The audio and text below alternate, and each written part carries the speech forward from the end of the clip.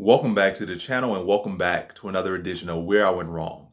And in this edition of Where I Went Wrong, I'll be doing Where I Went Wrong, UFC 270. So 270, we had Ngannou versus Gane. But let's start from the top of the card. I lost the very first fight on the card. But first off, matter of fact, before I even get into that, I always got to say my record.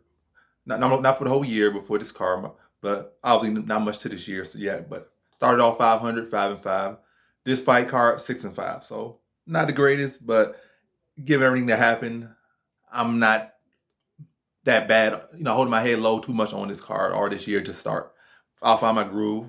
A lot of different things, different variables presenting themselves. But then again, it's MMA and it's very unpredictable. Once I start finding, how this year want to play, and I get understand how one wants to play this year, then I'll get back in my groove. But it is what it is. But yeah, started this year 5-5. Now I'm +1, I guess, 6-5 this card. So +1 for this card, +1 for the year so far. But yeah, so start off this card with a loss. It was Kay Hansen versus Jasmine Vickers. And I picked Jasmine Vickers in her contender series fight, pretty much for the same reason she won this fight. But I just feel like Kay Hansen had fought better competition. And I knew Jasmine Vickers, she definitely was much taller, much longer, much bigger, and seemed to be the more well-rounded fighter and turned out to be the more well-rounded fighter. But she had not really fought the competition that Kay Hansen had fought. So like, can I really rate her as much as I want to rate her? But yeah, could I rate her as much as I wanted to rate her? Not really on like there, because yes, she was bigger, yes, she was taller, and this and that. But the competition, like, so I kind of really with this one, it's a loss on record, loss here, loss there to me, loss for her and whatnot. But it's not like a pick where I'm saying, I'm a lock. I'm so confident pick. I think it was like a low or average confident pick where I mainly was leaning to Kay Hansen due to her experience. I feel like, she's a better grappler. She has done against decent competition. Yes, she has Jasmine Vickers has all these different factors, but really a lot of times I'm just gonna lean to until you show me something I can't really factor in. So this is really just a learning process for me.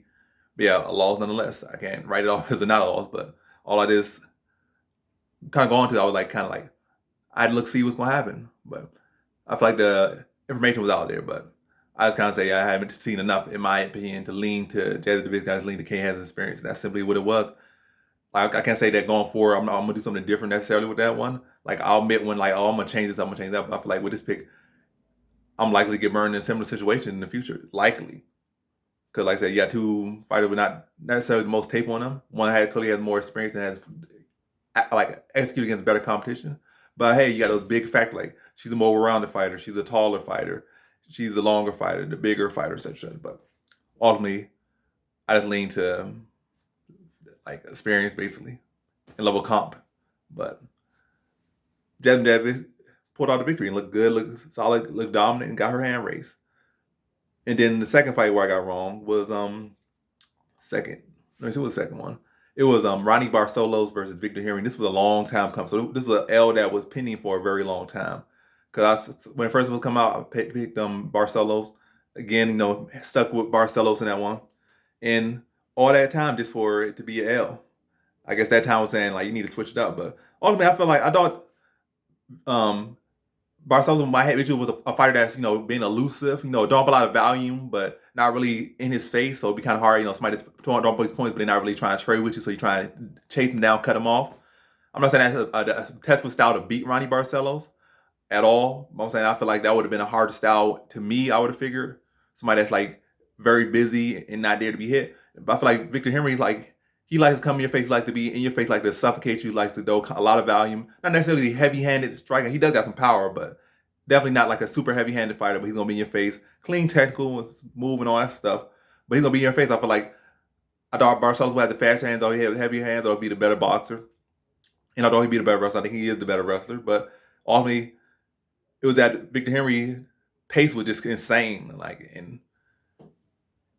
and he was wearing Barcelos shots well, and Barcelos also didn't dig to the body much, which is another thing. But nonetheless, regardless, I feel like even if he did, Victor Henry would have won. Victor Henry was able to wear his shots well, out-value him, out-work him, smother him, and never give him a chance to breathe. But both full hard all the way through. But ultimately, Victor Henry outworked, outlasted him. And yeah, I thought, like I said, the pressure would allow, an aggressiveness and the pressure and the volume, and will allow Barcelos to go from takedown. He did get like, what, 2 takedowns in that fight, 2, 3 takedowns in that fights, but didn't really do much with them. And ultimately, it came down to the fact that Victor Henry was game, he was active, and he was never really giving him that space to breathe, and was outlanding him. Both guys well into the hundreds in their total strikes, but total significant strikes at that. Might even exceeded like hundreds and went into the 200s after. But yeah, I just thought Barcelos would be to use that aggression against him, or I thought Barcelos' power would play more dividend and his speed would play more dividend, but the speed was no speed advantage necessarily. In power, Victor Henry again was wearing that well and giving it back even more. So good fight. Like I don't think no man's stocks dropped from that, but definitely Victor Henry's stocks is on fire right now. I think he's gonna be a problem in this division. I'll have to say after that one. But hey, missed this one, but I gained a lot of intel. I feel like that's bigger than anything in this one. So, and going forward, I feel like he could be a fighter you could put a lot of money on potentially in a lot of matches in this weight class. Good size, good skill set, good experience. It's gonna be a problem for this weight class, but we shall see. So, Victor Henry was the second loss. Third loss was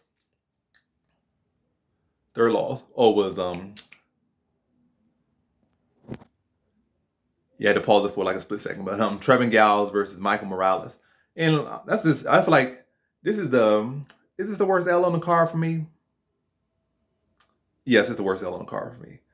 Vickers, right up to research. I mean, there's not much out there. Second fight, pretty is what it is. Not second fight. What was second fight? Vickers, Barcelos. Now third fight. By the way, yeah, it's probably the worst one because Trevor Giles literally went out there and it was the opposite. I didn't expect no one to get stopped necessarily, or at least not in that fashion. I thought it'd be more competitive. But I feel like Trevor Giles felt like he was the 22-year-old, and despite having these losses, having this experience, I think that's the wildest I've ever seen him fight. To be honest, usually Trevor Giles, pretty slick, pretty smooth. And then his fight gets on, he gets kind of hands start to drop a little bit, he start getting fatigued. But I never seen him that aggressive, that sloppy. That was the most sloppy I've seen him, like sloppy give up takedowns. Like, forward pressure. Maybe his coach said you need to be going forward at all times. Maybe that was his coaching thing, or maybe that was his mental thing. Like he said, I gotta go forward at all times. Or I can't give this guy a front foot. I can't give him that. I gotta go forward all the time. Even if my offense is sloppy, I gotta be active and I gotta be the one going forward. Maybe that's what he came to. Maybe that's what his coach came to. That's maybe what both of them came to. But either way, whatever he was doing was not working. He gave him up takedowns and ultimately led to him getting knocked out. I thought he should have been, play with this a little bit. Make Morales reach a bit. Make Morales question himself. Make Morales have to adjust. But you're just gonna come at him sloppy. You're gonna give up takedowns, and you're gonna leave up counter opportunities, and that's what he did in both cases, and that's why he got finished. But not the smartest thing. I thought he would play smart at, but then again, hey, a fighter wants to lose, they're gonna lose time and time again. I'm not saying like Trevin Giles is some loser necessarily, but he definitely fell far beneath his potential. I feel. Hey, he can make some adjustments, but I still think at this point, the ship has long since sailed on Trevin Giles. And especially in this performance to show something not clicking up here. And some patches not been made. When a fighter don't want to make those patches, they don't want to make those adjustments. In this day and age in the UFC, they can be gone with like click like that. They'll pile some losses, they be out of here. So hey, depending on how they match him next, he might be some easy money for, depending on who he's matched up with next. He wants to keep fighting that way, not making those improvements. Come out here sloppy and just having the same patterns, but it's nothing new necessarily. But I feel like that's the sloppiest he has ever fought. And good props to Michael Morales to take advantage of those openings and for the takedowns and for the counter shot, drop him and finish him off like he did. And I think I knew he had great potential, but I feel like it was a couple years shy. I'm not saying he's about to become no champion like in the next year or 2 years necessarily, but I feel like he can move faster than I would expect him to move. I feel like he would have been kind of in that area where he's not really moving vertically. He's just kind of moving laterally. He's kind of fighting guys at the bottom, the entry level guys, for like a year or two. And then around the third year, then he started to climb up the rankings. Then fourth year, then start saying, "Oh, this guy's could be potentially fighting for a belt a year from then or whatever the case." But hey, I feel like he can start kind of moving a little bit vertically now in the weight class instead of having to move laterally from what I saw. So he make great adjustments. That's the thing with these young fighters as well. Like they can improve a lot from fight to fight because they're so much early into their career that every single camp is a big change. Where it's like they're not these old dogs where they're not learning new tricks. They literally learn new tricks every single day in the gym. But nonetheless, it looks smooth. He looked calm and composed. And Trevin Giles, the actual veteran, did not. And he fully capitalized on that. But hey, I should have went with the hot prospect versus the guy that. And it's not like Trevin Giles had ever shown to be that clean veteran necessarily. Go out there, and, control the pace of a fight smart, show great fight IQ. He never really been that guy. I think it was his biggest win over I'm forgetting his name right now, but the guy that's coaching everybody right now, I'm forgetting his name. James Cross. Well, it was like short notice. Cross came in on like 2 days' notice, up a weight class. That's his biggest win to me. I feel like that's the biggest win in his career. And It's not like he fought necessarily no great game plan. He was just bigger, stronger, younger, and actual weight class. And James Krause came in with no camp, and he was just bigger, landing heavier shots, and still almost lost that fight pretty much. So it's not like he ever showed no great fighter, no great veteran. He never had a great chin, and regardless, it would, like I said, the opportunity would have presented itself where he would have got tired at some point. If he didn't get knocked out, then probably would have presented itself when he started getting, even before the cleaner fight, probably would have presented the opportunity when he got tired, hands started to drop, or he just take a little step out there for a moment and we got caught and we got finished at some point in the fight. So foreseeable, but yeah. So that's like I said, that's probably the worst pick for me. I feel on the card. Then we go to our two fights, our co-main event and our main event, our two title fights. And to be honest, I really can't say I feel any bit bad about these matches. I feel like from my intel, from my I've kind of got from it, I feel like I'll make some solid predictions based on what I know, especially in the main event. But here we go, co-main event. We had Moreno versus Figueiredo 3, and now it's tied. It's 1-1-1 completely. Like one win, one loss, one draw. So completely even out in every single facet. I guess they're gonna have the quadrilogy and finish this out. And that one gonna be confusing me too. Like I don't know how to really lean that one. But I feel like I guess Figueroa made the right changes. I feel like somebody in the conversation kind of pointing that out. Not necessarily that to the accuracy, but the fact that maybe weight cutting was a factor in that. The fact that Figueredo did make that switch. It's not like he changed up who he was. He didn't try to do what Zhang did and be a different fighter. He really didn't. He was pretty much the same fighter. And the fight still was very close, nonetheless. But I feel like his weight cut was on. It wasn't a struggle to make that weight cut. Like he came in good shape, made the weight easily or without much issue. So his power was there more. I feel like maybe in that second fight, his power wasn't there as much because he was drained, he was zapped. But nonetheless, again, still a very hardcore fight that like really could have went either way, but definitely Figueiredo had the drops, like 3 of those. So that's probably the biggest factor of the whole fight. Close fight. Moreno obviously outworked Figueiredo, but Figueiredo had drops. And that was boxing. That'll be like 10-8 rounds, 10-7 rounds. You get dropped multiple times in a round. So, hey, Figueiredo did what he had to do to win. No robbery. He got his hand raised. And he went out there. I guess came with a good weight cut, came with good mental, worked on some wrestling things. And yeah, like his grappling got, made some little patches there. Feet, just landing the heavier shots and stay calm, stay composed. But nonetheless, a very close fight. Wasn't mentally broken out there. And I think that the factor that you probably, like I said, was alluded, kind of passed over or I missed out was that he was a little bit like, or I didn't really, my factor myself was that he was drained in that last fight. He didn't make the greatest weight cut to get to that fight. So that's going to be a factor. We already knew he had the power. Yes, Moreno doesn't fear no more. And even this fight, even getting dropped, he still didn't fear. But drops are a factor. Like you can go out there and do do all these punches and stuff and be active, but you're gonna drop. That's like basically 50 punches right there against you. You can have 50 shots, and they be like down 50 to 12. They drop you, now they up like 60, 62 to 50. But yeah, it's like the power was a big factor. Not necessarily like it was scaring Moreno or was doing anything, but it certainly registered with the judges and registered with the crowd, and yeah, but good fight nonetheless. And again, I don't know what side to lean on into the rematch because Moreno fought, so it was still such a close fight even with the drops.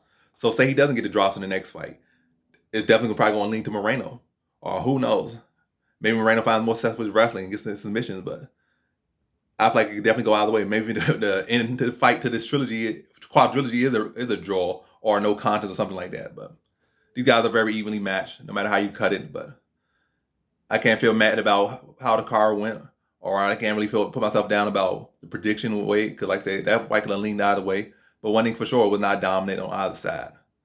So, but look forward to that rematch. So that was my fourth loss. Fifth loss, I did not expect Francis Ngannou to turn into Francis Nurmagomedov, or the better one, Ngannou Medov. Those Russians, like when they have the same first name is their last name, like they be like Abrimov Akhmedov or something like that. That'd be like the most dangerous Russian. Like when they got the same first and last name, those are scary ones. So he turned into Ngannou Medov out there. And who really expected that?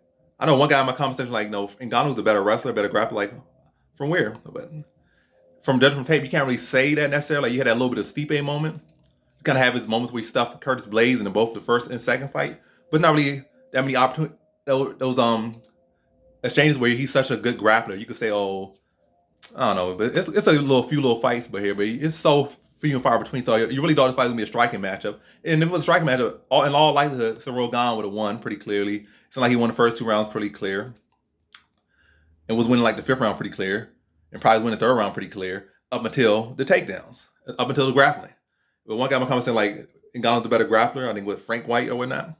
And and he heard directly from one of the coaches that his wrestling been looking scary and looking this and looking that in his last camp, or at least the Stipe camp. And that's factors like outside the tape. That's like direct knowledge you're hearing from the coaches themselves. So I didn't really expect that. And I'm sure most people did not expect that. They're not expecting Ngannou to knock him out or Ciryl Gane to potentially knock him out, but like, extend him and drown him, like type of stoppage. Or they expected Ciryl Gane to dance on points, but nobody really expected Ngannou to come out there and started doing suplexes and takedowns and power bombs on nobody. Nobody expected that. Nobody expected him to turn full Dagestani out there, but he did. So again, I can't feel too bad about this necessarily. Kind of stings a little bit, but now it's things to know. And good for Ngannou, good for the sport, good for fighters, to be honest. Because, like I said, I wanted Ciryl Gane to win because I picked him and stuff, but no animosity against Ngannou for real. I don't know why I would have any animosity to any fighter like that to begin, to be honest anyway, but like, congrats, I'm happy for him. I'm happy, like I said, I might have picked him, might have picked this, but I'm happy for Ngannou because Ngannou winning makes Dana White mad, and it shows that these fighters should be paid more. If like Gane would have won, he probably would say, he would have had his little qualms, he probably would have said some little stuff, dropped some stuff, but ultimately he probably would have been happy with the money he's making, or at least happier than Ngannou with the money he's making. And Dana White would have been like happy as a mug. Then Dana White would be like, oh, you're a good boy. Probably would have gave him like $100 more, like that's a big deal. I mean, it is a lot of money, to be honest, but it's not. It's a lot less than he's worth, and a lot less than Ngannou was worth. And he would have been honey potted or whatnot, and it would have went on. Dana White would have continued to pay him, and he would have been one of Dana White's favorite fighters and whatnot, up until he started losing, or up until he started putting some wins together and felt like I'm worth more. Then Dana White been itching for the next fighter to beat him, so he could not, underpay him. But now that Ngannou won, and he's like, his contract is in, he could negotiate more money. He could go out there, fight Tyson Fury, go out there, make some movies, go out and try K1, do anything to make some more money, extend his brand, maybe go to Eagle FC and get paid, top dollar, headline a card, and that'd be good for Khabib, that'd be good for, whatever organization may be. If it's Khabib's organization, Bella, he probably won't be Bella, PFL, whoever organization he goes to, or if he creates his own organization, now he has full control. And definitely in this age, these fighters are definitely becoming more knowledgeable, having good management around them, so they can definitely negotiate and probably create some little organization where they could put out a decent card out there, line it up pretty well, and make some money. They're not necessarily indebted to the UFC. The UFC is the greatest MMA organization out there and of all time. But ultimately, the fighters are why they come to there. But yeah, people come to see the fighters, people come to see the best. And yes, the UFC has built that brand where we're the best. You want to be the best, you gotta get the UFC belt. But yeah, you gotta get the UFC belt. And he has the belt. And if he leaves with the belt, which he does now, I can see like, Dana White like hoping he will lose and leave on a loss, so they could try to underpay him, or they could say, oh well, he's not the best, who cares? Like, he lost. We got the best guy. We got Ciryl Gane, and they were really hoping for that. But now that Ciryl Gane lost and Ngannou won, and Ngannou, if he leaves, he's the best heavyweight out there until maybe UFC tries to send a roided up employee over there, like a roided up fighter on their roster, pay him a lot of money, and send him over to to fight Ngannou and take that title from him, or take that lineal title from him. Oh, this guy is the best heavyweight actually right now. He left on a win, left holding the UFC belt. Yes, he don't hold it now, but he's still, in a lot of people's eyes, in everyone's eyes, the best heavyweight out there. And the UFC don't have that no more. They the best organization, but they don't have the best heavyweight no more. And that's like against their brand. But they're gonna send some guy over there to beat him, and hopefully in their sense, beat him, and then come back over to the UFC. And what happens then? They got the best guy in the UFC again. I mean, best heavyweight in the UFC again. But right now, I feel like the smart decision for the UFC is to just pay the man. Pay the man's money, set up the John Jones fight, promote the hell out of that fight, and let it happen. Win or lose, the UFC wins in a sense, and Ngannou has a small victory. But I feel like Ngannou, his side, he could definitely just not do with the UFC. I feel like he could just cut ties from UFC, to be honest, and make some money. But I don't know.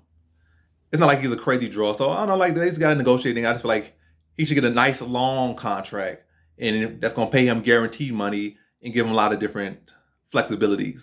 That'd probably be his win. I feel like leaving the UFC, he can definitely make some small victories, But then again, he's so good right now, especially now that he got wrestling in this era age where heavyweights really, most of the guys can't wrestle, can't grapple to save their lives at all at heavyweight. And now Ngannou is like actually pretty decent with wrestling. Ngannou, I feel like could be go down and really like defend that belt a lot of times now. A lot of times. Now they got that factor. Even without it, he could have defended a lot of times. I feel like Gane probably would have beat him if he did not work on that area. But outside of Gane, I feel like he could defend the belt a long time. And now with the wrestling, he could definitely defend it even longer. So his longevity just increased by a lot. And if he's gonna keep getting better, it's gonna increase even more. So yeah, Gane was very scary right now, and it's not a case like he needs to hold on to UFC just so he can hold on to that image or anything. He could just spin it. But nonetheless, proud of Ngannou for what he did, and hopefully he gets his money, and hopefully UFC start paying these guys what they deserve. No need to be penny pinching with your champion, especially with your champion. They work all that hard. They work all those years to get to a belt, and then you go on underpay them. Yes, $600 is a lot of money, or $700, $500, $300, all that's a lot of money. But you know these guys are worth more than that, and the market value on them is worth more than that. And you underpaying them just because you can is not great. But hey, that's their practice. I guess they've been running with that, but it gotta change. Lights gonna shine on it, and they need to get paid, especially after that performance and showing else skill. And Ngannou need to be paid big money, and prior to that, need to be paid one. But now he needs to pay big money, probably what $1 or $2 a fight. Ain't no promote him right. He got the belt now. Y'all were disrespecting Stipe the whole time he was champion, and giving Ngannou the spotlight and whatnot. And now he's the champion. Y'all don't want to pay him. So you dog Stipe is the champion. Now you trying to dog Ngannou as the champion, but pay all these the people their money. They're already fighting, but hey, we'll see what goes up. And I'm not even on where I went wrong. I'm on where they should go from here and what's next for these people. But yeah, this video been over. But yeah, hopefully Ngannou gets his money one way or the other. And I'm definitely excited to see where he goes. I really want to see the Ngannou versus John Jones fight, just for the curiosity, really, and see the skills. But I feel like that's the next best fight, to be honest. Like, who else really out there lined up to fight next for Ngannou? No one at the moment. At this given moment, no one's really in position to fight Ngannou next. Like, no one. Maybe you could say Derek Lewis for another win, but if they really wanted to set the Derek Lewis fight up, they should have just gave Derek Lewis a direct title shot and not even risk losing that fight, because they can make a lot of money off that. Well, even, I don't know if anybody wants to see a Derek Lewis versus Ngannou 2 fight, but it'd be at least interesting to see if Ngannou could avenge his loss. That'd be the main interesting thing. And definitely, Derek Lewis can sell some tickets with his mouth. And Derek Lewis is definitely always a threat with his power and unpredictability and stuff. But yeah, I've been talking too long, but all I'm saying is hopefully these fighters get their money and get what they deserve. And this, I feel like, is at least a good small victory right now for fighters. And the real big victory will be if they pay Ngannou money. And then the real big victory is that trickles down to every other fighter, at least to some extent, at least middle of the pack fighters. I'm not saying middle of the pack is like they're just this and that, but from the middle of the ranking kind of and up. I don't know. I think the UFC always gonna kind of dog the fighter that's kind of coming in unless they got some big name behind them. But the fighters maybe at least that kind of been around the UFC a long time, kind of hover around the middle, and the fighters up, or at least the top 10, top 15 guys getting paid the money they deserve. That would be a good win for the fighters. But that's the video. Thanks for watching. Like, comment, subscribe, and come back for more videos. Peace.